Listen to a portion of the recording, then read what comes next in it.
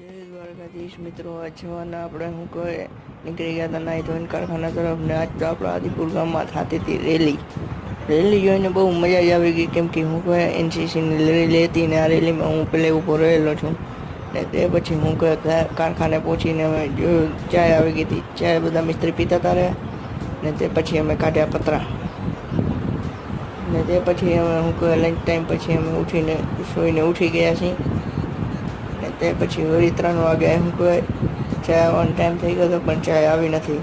તો બધા હું કહે નિરાશ થઈને બેઠા હતા. પછી ચા આવી ગઈ અને તમે જોઈ શકો બધા કેવા રાજીને રેર થઈ ગયા છે. તે પછી મિસ્ત્રી કે હવે આપણા કામ થાય ને આટલી વાર કામ નહોતું થતું મારાથી.